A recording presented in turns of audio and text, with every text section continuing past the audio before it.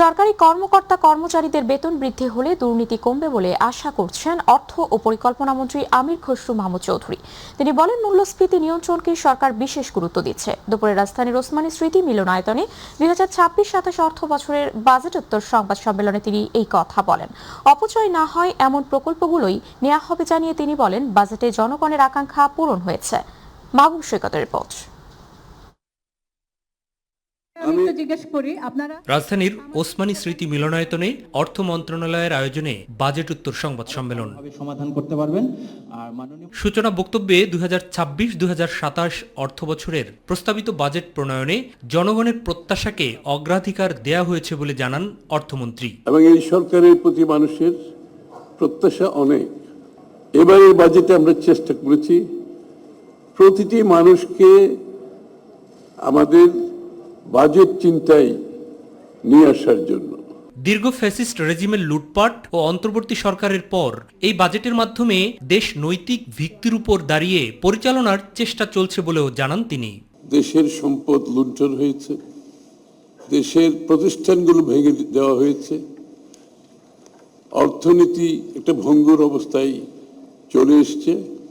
এই প্রেক্ষাপটে বাজেট করতে গিয়ে সবাইকে মাথায় রেখে সবার জন্য একটি মৌলিক নৈতিক ভিত্তির উপর একটি দেশ পরিচালনার বিষয়টাও আমাদের বিবেচনা ছিল।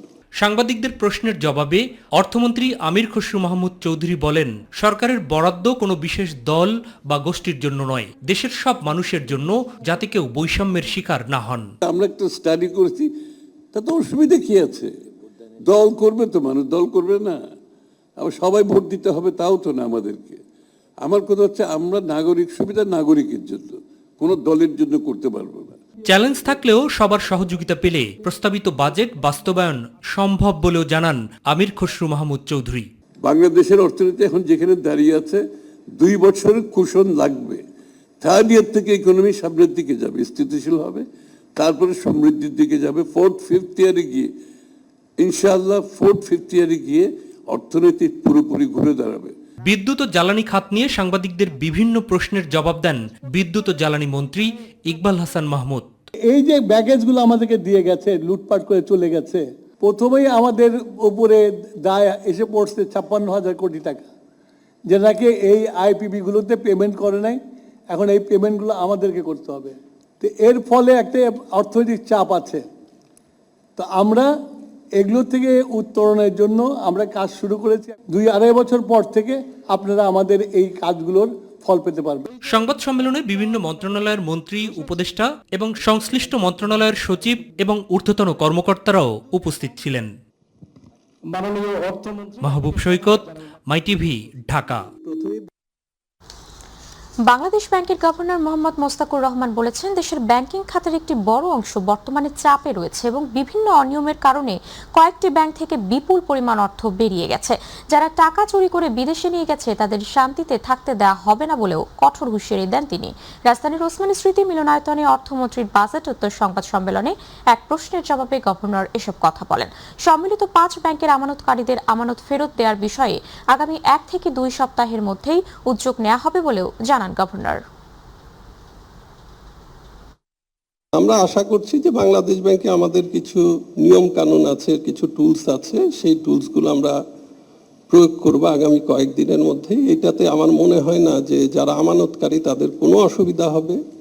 তারা তাদের আমানত যে কোনো সময় ফ্রিলি তুলতে পারবেন, এটাতে কোনো সমস্যা নেই। এবং আমি মনে করি ইসলামী ব্যাংকের ম্যানেজমেন্ট সেই কাজগুলো করছেন এবং করবেন, এবং ইসলামী ব্যাংকের বোর্ডও আমার ধারণা এই ব্যাপারে সজাগ আছেন, তারা কাজ করবেন। আর আমাদের কাছে যেই সাপোর্টগুলো দিতে হয়, ইমার্জেন্সি লিকুইডিটি সাপোর্ট, সেগুলো আমরা দিব। প্রস্তাবিত বাজেটে ফ্যামিলি ও কৃষক কার্ড, শিক্ষা, চিকিৎসা, সৌর বিদ্যুৎ ও স্থানীয় শিল্প উন্নয়নে সরকারের নানা উদ্যোগকে সাধুবাদ জানিয়েছে centre for policy dialogue CPD. রাজধানীর একটি হোটেলে বাজেট পরবর্তী সংবাদ সম্মেলনে সংস্থাটির নির্বাহী পরিচালক ডক্টর ফাহমিদা খাতুন বলেন, বাজেটের সাফল্য আকারে নয়, কার্যকর বাস্তবায়নের উপর নির্ভর করবে। আর সিপিটির সম্মানীয় ফেলো অধ্যাপক ডক্টর মোস্তাফিজুর রহমান বলেন, কালো টাকা সাদা করার সুযোগ সৎ করদাতাদের সঙ্গে বৈষম্য সৃষ্টি ও ন্যায্যতা বিনষ্ট করবে। আলোচনা আছেন রাকিব হাসান।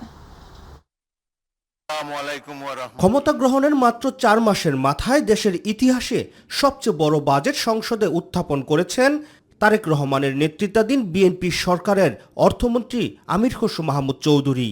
আমরা বর্তমান মধ্যম মানের ঝুঁকি থেকে নিম্ন ঝুঁকির ঋণ মানে ফিরে আসতে চাই। বাজেটে সামাজিক নিরাপত্তা নিশ্চিত সহ শিক্ষা ও চিকিৎসায় সরকারের নেয়া নানা উদ্যোগকে সাধুবাদ জানিয়েছেন বেসরকারি গবেষণা সংস্থা centre for policy dialogue CPD. সকালে রাজধানীর একটি হোটেলে আয়োজিত বাজেট পর্যালোচনা অনুষ্ঠানে বাজেটের বিভিন্ন দিক তুলে ধরেন সংস্থাটির নির্বাহী পরিচালক ডক্টর ফাহমিদা খাতুন। এখানে প্রচেষ্টা অনেক দেখা যাচ্ছে, করের ছাড়ের এবং কর কমানোর অনেক ধরনের প্রচেষ্টা, অর্থাৎ জনগণকে একটা স্বস্তি দেওয়া, ব্যক্তি খাতকেও স্বস্তি দেওয়ার একটা চেষ্টা করা হয়েছে। মূল্যস্ফীতি 7.5% নামিয়ে আনার লক্ষ্য অর্জন নিয়ে সংশয় প্রকাশ করে তিনি বলেন, বিশাল বাজেট বাস্তবায়ন করাই সরকারের জন্য বড় চ্যালেঞ্জ। আসলে বাজেটটার আকার নিয়ে যেটাই বলি না কেন, বা আকার নিয়ে কোনো চিন্তার কিংবা আলোচনার কোনো অবকাশ থাকা উচিত না।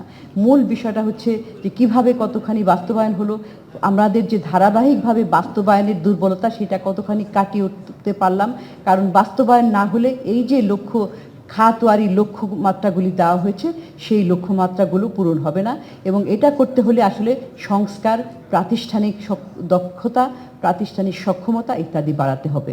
কালো টাকা সাদা করার সুযোগ রাখায় সৎ করদাতা ও ব্যবসায়ীরা উৎসাহ হারাবেন জানিয়ে সিপিডির সম্মানিত ফেলো ডক্টর মুস্তাফিজুর রহমান বলেন, শুধু বিনিয়োগের পরিবেশ ও প্রণোদনা দিলেই হবে না, ব্যবসার পরিবেশ নিশ্চিত করতে হবে। আমরা এটাকে সবসময় বলেছি যে এটা অর্থনৈতিকভাবে এটা যুক্তিসঙ্গত নয়। তার কারণ যতবারই কালো টাকা সাদা করার স্কোপ দেওয়া হয়েছে তার থেকে সরকারের কাছে আয় খুবই কম আসছে, বরং এটা একটা অন্যদের জন্য এটা একটা মরাল হ্যাজার্ড সৃষ্টি করে থাকে। সেই জন্য আমরা বলেছি যে এটা অর্থনৈতিকভাবে এটা যুক্তিসঙ্গত না, এটা নৈতিকভাবেও এটা কাম্য না। কারণ এটা যারা সঠিকভাবে দিচ্ছেন তাদের জন্য এটার একটা অনুৎসাহ সৃষ্টি করে যে আমি এইবার না দিয়ে যদি পরবর্তীতে দেই তাহলে আমি একটা বাড়তি সুবিধা দিয়ে তো দিতে পারি, তাহলে এইবার কেন দিব, এটার কারণে একটা সমস্যা হয়। রাকিব হাসান, মাই টিভি, ঢাকা। প্রস্তাবিত বাজেটকে ইতিহাসের সবচেয়ে বড় ঘাটতির বাজেট হিসেবে অভিহিত করেছে জামায়াতে ইসলামী বলছে এই বাজেট দুর্নীতি ও লুটপাট উৎসাহিত করবে। দলীয় কার্যালয়ে সংবাদ সম্মেলনে জামাতের সেক্রেটারি জেনারেল অধ্যাপক মিয়া গোলাম পরোয়ার বলেন, বাজেটে করের জাল জনজীবনকে দুর্বিষহ করে তুলবে। এসএম আরিফের রিপোর্ট। 2026-27 অর্থ বছরের প্রস্তাবিত জাতীয় বাজেট নিয়ে আনুষ্ঠানিক প্রতিক্রিয়া জানাতে প্রধান বিরোধী দল জামায়াতে ইসলামীর প্রধান কার্যালয়ে এই সংবাদ সম্মেলন।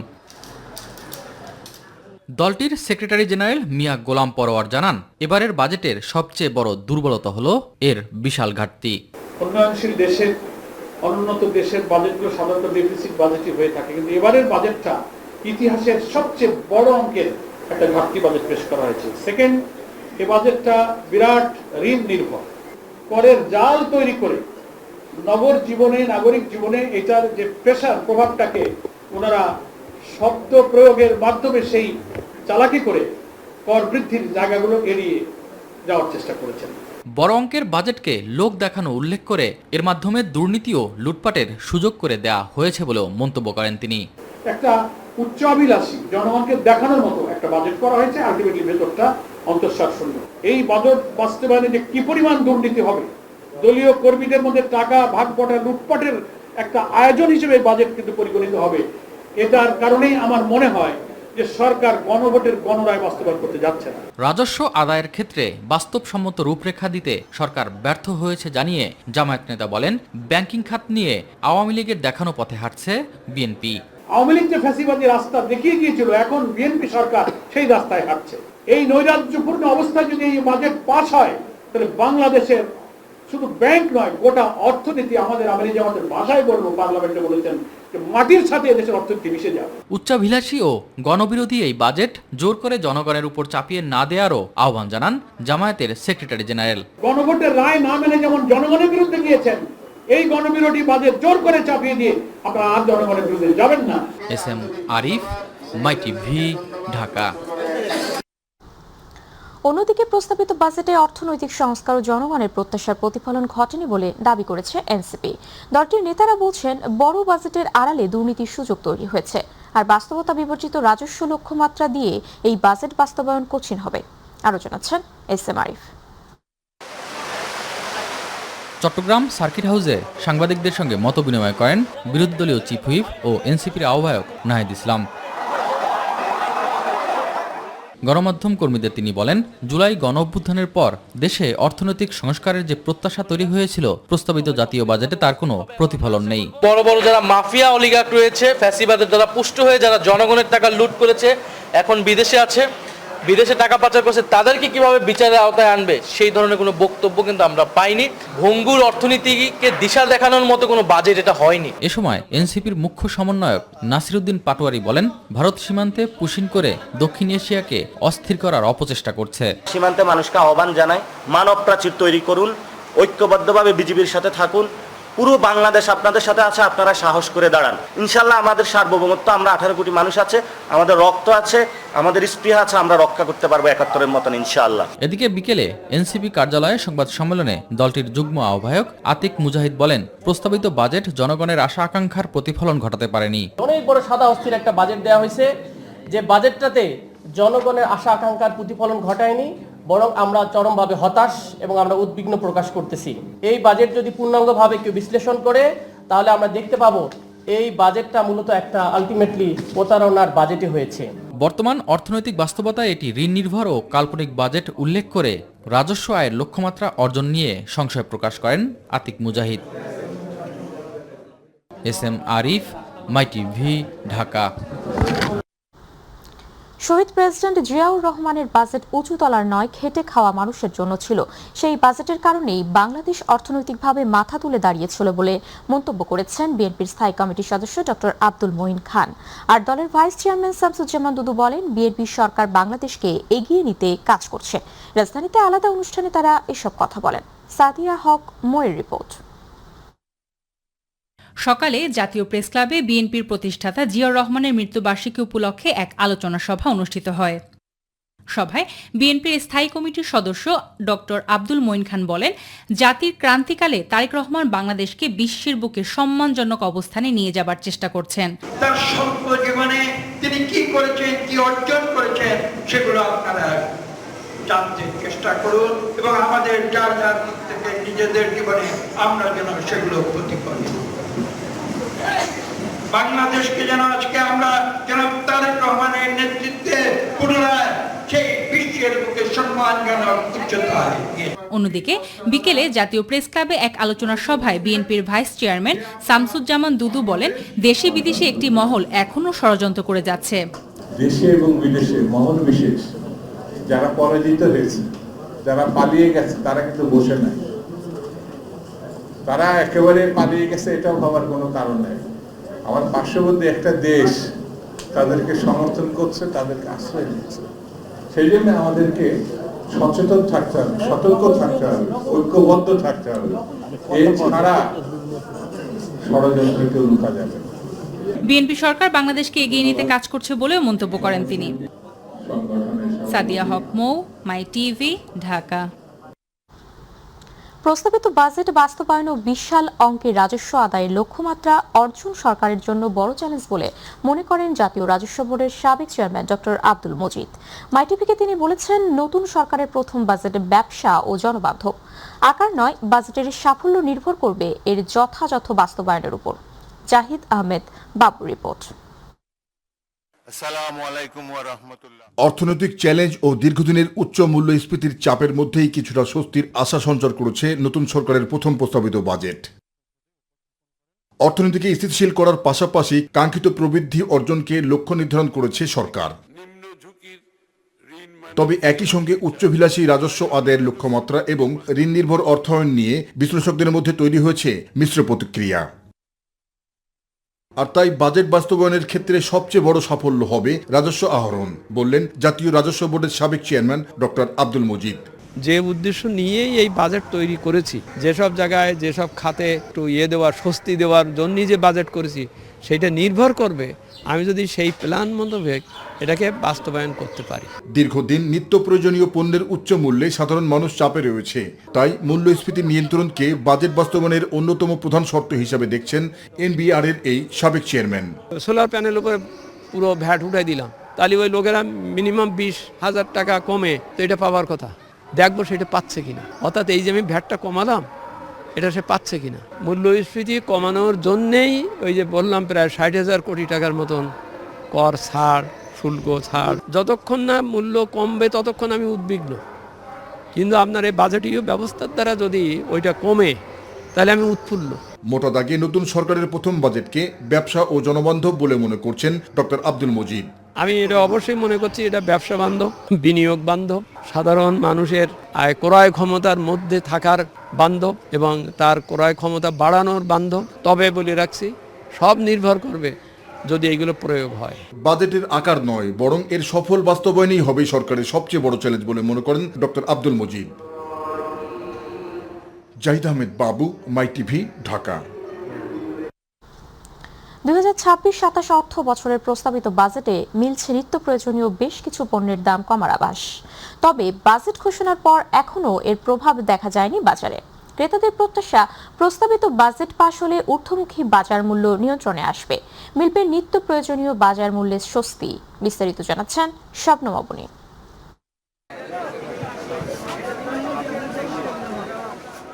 2026-27 অর্থ বছরের প্রস্তাবিত বাজেটে নিত্য প্রয়োজনীয় খাদ্যপণ্য, কৃষি উপকরণ, শিল্পের কাঁচামালের দাম কমার প্রস্তাব এসেছে। তবে বাজেট ঘোষণার পর বাজারে মূল্য হ্রাসের চিত্র এখনও দেখা যায়নি।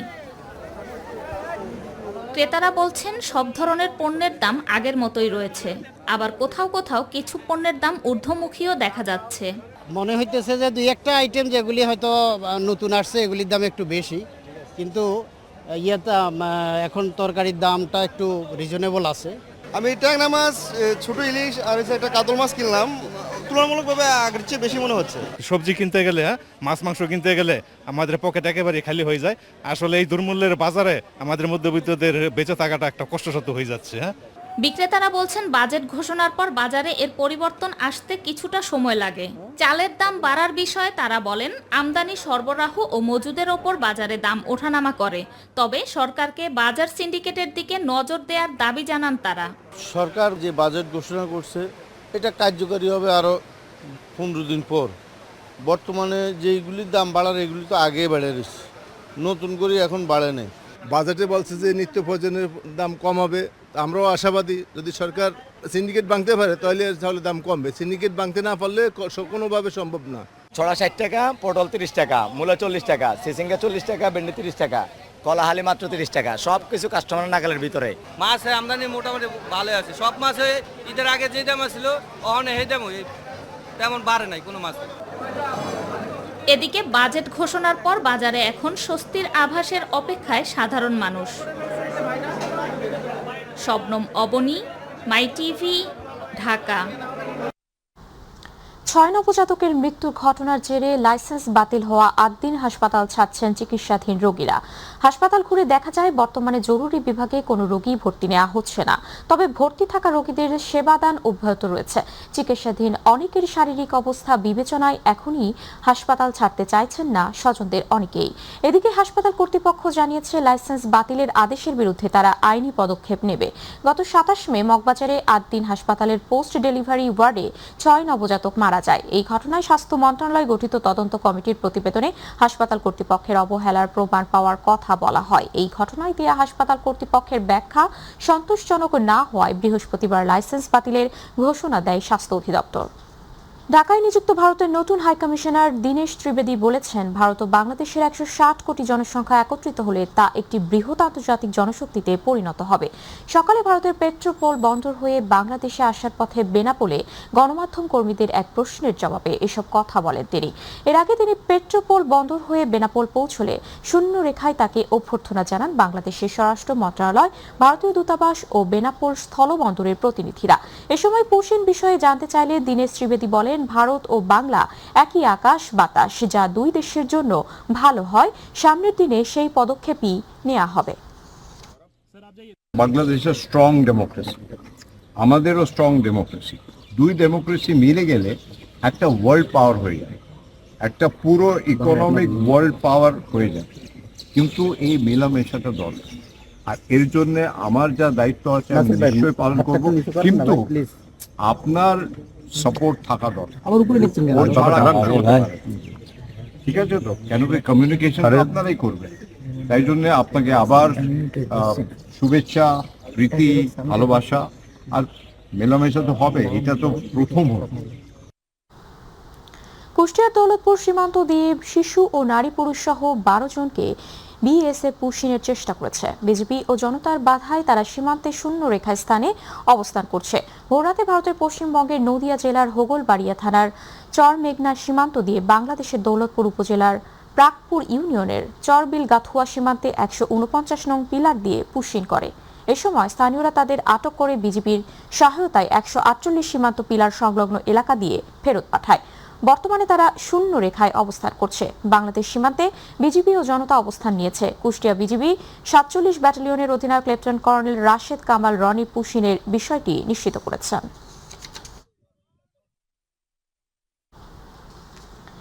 ইতিহাস কখনো হারিয়ে যায় না, সময়ের পরিক্রমায় ফিরে আসে নতুন অধ্যায় হয়ে।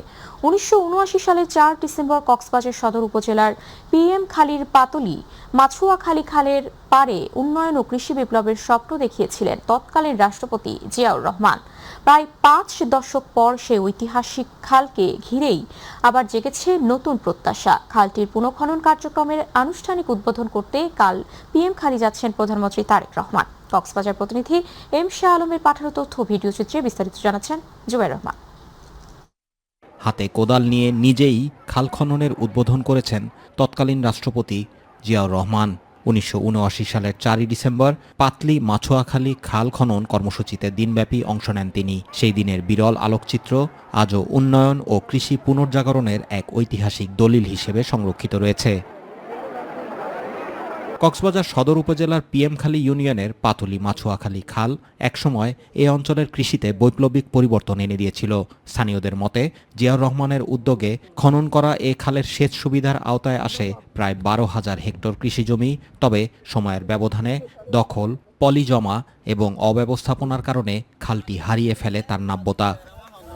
পিতার স্মৃতিবিজড়িত এই খালের পুনঃখনন কার্যক্রমের আনুষ্ঠানিক উদ্বোধন করতে আগামী 13 জুন সকাল 10টায় পিএমখালী সফরে আসছেন বিএনপির চেয়ারম্যান প্রধানমন্ত্রী তারেক রহমান। 48 বছর আগে যে খাল খনন করেছিল তার ধারাবাহিকতায় মাননীয় প্রধানমন্ত্রী এখানে আসতেছে। 8 কিলোমিটার দীর্ঘ পাতলি মাছুয়াখালী খালের পুনর্জাগরণের মাধ্যমে আবারও সম্প্রসারিত হচ্ছে সেচ সুবিধা, এমন প্রত্যাশার কথা জানিয়েছেন পানি উন্নয়ন বোর্ডের কর্মকর্তারা। কিলোমিটার দৈর্ঘ্যে খালটি পুনঃখনন সম্পন্ন হলে এখানে সেচের এখন যে সেচ ক্ষমতা তার চেয়ে বহুলাংশে সেচের ক্ষমতা বৃদ্ধি পাবে এবং অনেক চাষযোগ্য জমি চাষের আওতায় চলে আসবে। ইতিমধ্যে প্রশাসন ও আইন শৃঙ্খলা বাহিনীর কর্মকর্তারা খাল এলাকা পরিদর্শন করেছেন। এলাকাবাসী খুবই আনন্দিত, উদ্বেলিত, এবং আমরা অধীর আগ্রহে আমরা অপেক্ষা করছি যে আমাদের প্রধানমন্ত্রী এখানে আসবেন এবং পাতিলি খালটা পুনঃখনন করে দেবেন। খালটি পুনরুজ্জীবিত হলে কৃষি উৎপাদন বৃদ্ধি পাবে,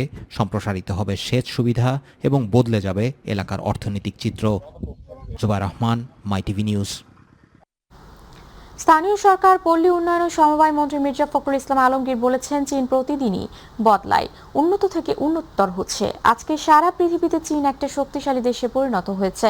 দুপুরে ঠাকুরগাঁও শহরের শহীদ মোহাম্মদ আলী স্টেডিয়ামে শিক্ষার্থীদের মাঝে স্কুল ব্যাগ বিতরণ অনুষ্ঠানে প্রধান অতিথির বক্তব্যে তিনি এই কথা বলেন। তিনি বলেন, কোনো জাতি কখনো এমনি এমনি উন্নত হতে পারে না। চীন যে উন্নত হয়েছে সেটা নিজের চেষ্টায় উন্নত হয়েছে। তাদের ছেলেমেয়েরা লেখাপড়া শিখে আরও বেশি উন্নত হয়েছে। আপনারা আপনাদের স্কুলের বাচ্চাদেরকে সেইভাবে তৈরি করবেন যেন তারা বড় হয়ে দেশের জন্য কাজ করতে পারে, দেশের জন্য তারা সম্পদ হতে পারে, সেভাবে কাজ করবেন, বাচ্চারাও সেইভাবে কাজ করবে। বিশ্বকাপ খেলছে 48টি দল, তাই বাংলাদেশি ফুটবল প্রেমীদের বিশ্বকাপের উন্মাদনা বাড়াতে লাইফ বয়ের ভিন্ন আয়োজন। ফিফা বিশ্বকাপ 2026 উপলক্ষে ইউনিলিভার পণ্য লাইফ বয়ের আয়োজনে উৎসবমুখর লাইভ বয় ফ্যান ফেস্ট অনুষ্ঠিত হয়েছে। ঢাকা বিশ্ববিদ্যালয় টিএসসি চত্বরের স্বোপার্জিত স্বাধীনতা প্রাঙ্গণে উৎসবটি অনুষ্ঠিত হয়। দর্শনার্থীরা বিভিন্ন ফুটবল গেমস এবং লাইভ বয় গোল চ্যালেঞ্জে অংশ নেন। জাতীয় ফুটবল দলের খেলোয়াড় ও সেলিব্রিটি তারকা এবং সোশ্যাল মিডিয়া ইনফ্লুয়েন্সাররাও এই ফ্যান ফেস্টে উপস্থিত হয়ে দর্শকদের সাথে আনন্দ ভোগ করে নেন। এবারে প্রবাসের খবর।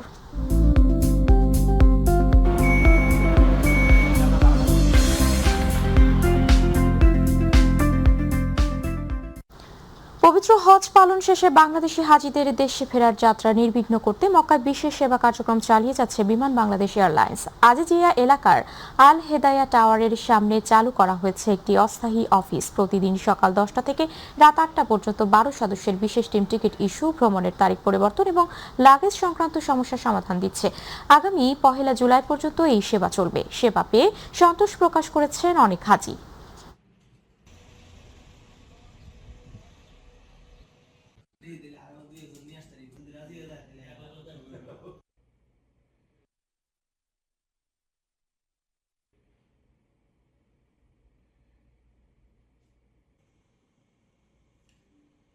বাংলাদেশের যে বাংলাদেশ বিমানের টিম আমাদের অফিসে এসেছে, তাদের মাধ্যমে আমরা আগত হাজিদের সর্বোচ্চ সার্ভিস দেওয়ার ট্রাই করতেছি। এখানে এসে দেখলাম যে তাদের খুব আন্তরিকতা আছে, আন্তরিক, তারা তাদের কর্মকাণ্ড আমাদের পছন্দ হয়েছে। আরো খুশি হইলাম যে আমাদের যে অফিসটায় আমাদের যে কাজকর্ম আমরা আজকে পাইলাম, এতে আমরা অনেক ধন্যবাদ তাদেরকে। আলহামদুলিল্লাহ মোটামুটি ভালোই, কোনো ঝামেলা মুক্ত টিকিটটা চেঞ্জ করা যাইতেছে। এই কার্যক্রম বিমান অত্যন্ত সুষ্ঠুভাবে এবং অত্যন্ত হেল্পফুল হচ্ছে সবার জন্য, হাজিদের জন্য। যত দ্রুত সার্ভিস দিছে আমার জানা মতে বাংলাদেশ এরকম এত দ্রুত সার্ভিস দেয় না। দেশের মাটিতে শেষ সম্বলটুকু বিক্রি করে বুক ভরা আশা নিয়ে মালয়েশিয়ায় পাড়ি জমিয়েছিলেন লাখো বাংলাদেশি শ্রমিক। মালয়েশিয়া প্রতিনিধি আশরাফুল মামুন জানান, দালাল ও অসাধু রিক্রুটিং এজেন্সির লোভের ফাঁদে পড়ে আজ তারা দেশটিতে অবৈধ হয়ে মানবেতর জীবনযাপন করছেন। এই সংকটের মুহূর্তে তাদের পাশে দাঁড়ানোর পরিবর্তে উল্টো মালয়েশিয়ায় অবস্থানরত অবৈধ অভিবাসীদের বৈধকরণের দাবির তীব্র বিরোধিতা করে প্রধানমন্ত্রীর কার্যালয়ে যৌথ চিঠি পাঠিয়েছেন দেশের শীর্ষস্থানীয় কয়েকজন জনশক্তি রপ্তানিকারক। আগামী 21 জুন প্রধানমন্ত্রী তারেক রহমানের মালয়েশিয়া সফরকে কেন্দ্র করে গত 9 June Adib air travels, SF global, Al Jasim overseas সহ কয়েকটি এজেন্সির পক্ষ থেকে এই চিঠি পাঠানো হয়। প্রবাসীদের মতে সরকার যদি মালয়েশিয়া প্রশাসনের সাথে আলোচনা করে এই বিপুল সংখ্যক অনথিভুক্ত কর্মীকে বৈধতা দেওয়ার ব্যবস্থা করতে পারে, তবেই তারা দীর্ঘদিনের বন্দিদশা থেকে মুক্তি পাবেন, বৈধ উপায়ে দেশে রেমিট্যান্স পাঠাতে পারবেন।